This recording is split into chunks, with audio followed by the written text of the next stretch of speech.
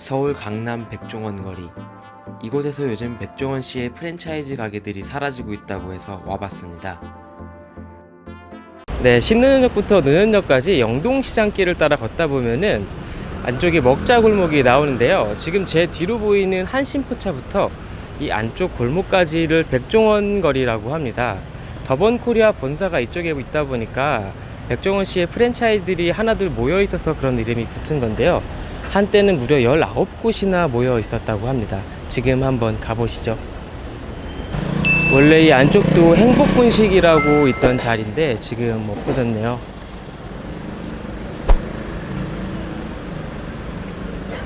또 본가라는 유명한 맛집도 하나 없어졌고,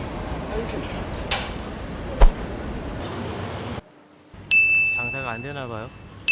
여기가 더본코리아가 있는 자리로 알고 있는데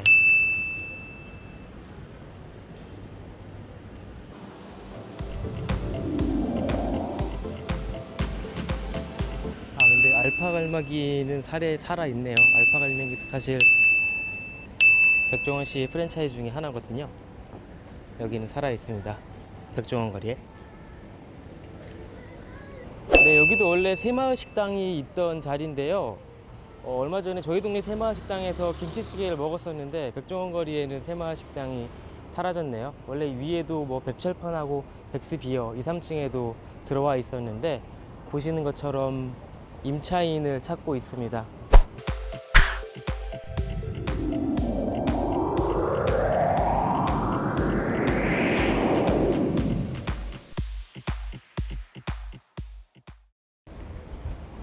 원래 이 송송문어 자리도 역전우동이 있던 자리인데요. 사실상 여기까지를 백종원 거리라고 했어요. 그런데 역전우동이 사라지고 지금은 테이크아웃 횟집이 들어와 있습니다. 송송문어.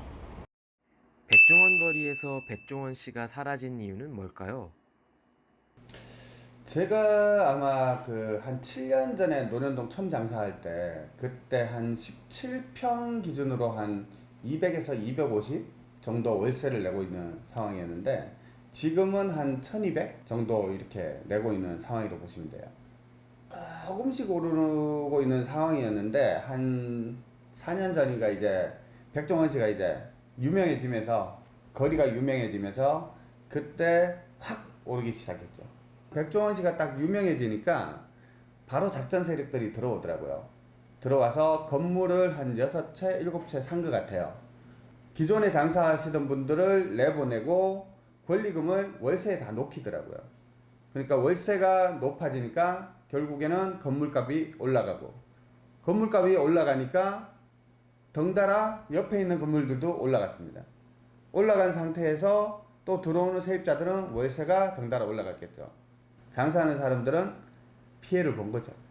2010년 이후에 논현동 먹자골목에서 매매된 총 물건들이 약 22건 정도 되는데요. 데이터로 보면 2016년 거래 건수가 5건으로 가장 많았고 거래 가격도 가장 높았습니다. 토지 기준으로 3.3제곱미터당 1억 2천이 넘는 경우가 확인된 경우가 3케이스가 있었고요. 나머지 2건도 9천만 원이 모두 넘었습니다. 하지만 이후에는 거래가 급격히 감소해서 2017년엔 1건, 2018년엔 2건이 거래됐고요. 거래 가격 6천만 원에서 8천만 원 사이에 그치고 있습니다.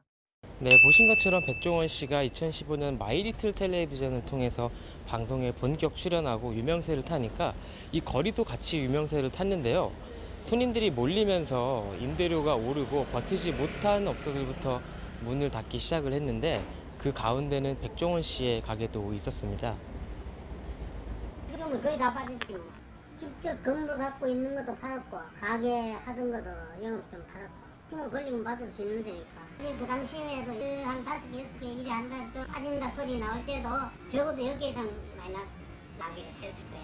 그러고 마지막에는 한 2-3개 위에 흑자내는 게 없고 전부 다 부실했는데 음식을 업그레이드 할 수도 없고 업그레이드 할 수 있는 펀드에서 업그레이드가 가격 1,000원, 2,000원 올리면 전체적인 개인에서 문제가 되잖아.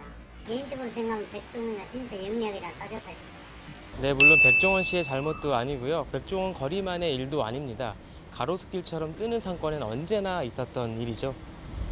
백종원 씨는 떠났지만 높아진 월세는 아직 남았습니다. 상인들의 장사는 어떨까요? 백종원 씨가 빠졌다고 뭐 여기가 장사가 안 되고 이런 부분이 아니고 백종원 씨가 있다고 장사가 더 되고 안 되고 이 차이도 없는 것 같아요. 쉽게 말하면은 경기에 맞춰서 그 유지선이 그대로 가는 것 같습니다. 창업을 꿈꾸는 이들이나 상가 투자자들에게 이 같은 상권은 주의가 필요합니다. 요즘에는 백종원 거리로 불리는 것을 굉장히 싫어하십니다. 그런 거리는 없다. 이렇게 이야기를 하시거든요. 이제 유행이 에서 사라지고 있는 거리 또는 먹자 상권으로서 죽어가고 있는 곳, 이런 거리의 대명사가 되고 있는 거죠. 상가 투자를 하시는 분들도 여기서 주의해야 될 게 뭐냐면, 먹자 상권으로 많이 뜨는 상권이다. 그랬을 때 투자를 할 때는 그러면 지금 임대료 수준보다는 앞으로 임대료가 더 올라갈 걸 예상하고 투자를 하는 건데, 그러니까 백종원 거리는 먹자 상권에서 또 계속 먹자 상권으로만 간다면 임대료가 인상되는데 한계가 있습니다. 가로수길이 대표적인 있는데 먹자 상권으로 있다가 대형 판매점이 들어오면서 한 계단 한 레벨 더 올라가게 되는 겁니다. 그 다음에 창업을 하시려는 분들도 유행 산업으로 될 거냐, 유망 산업으로 계속 남아 있을 거냐, 그걸 한번 잘 판단해 보셔야 될 것 같습니다. 그러니까 백종원 거리라든지 또는 백종원 프랜차이즈가 주는 신선한 맛 또는 특별한 맛, 이런 것들이 과연 오래 갈 수 있는, 시장에서 오래 남을 수 있는 어떤 그 상품과 서비스가 될 것이냐, 그게 결국은 또 창업하는 사람들한테 굉장히 체크해야 될 포인트다, 이렇게 볼 수가 있겠죠.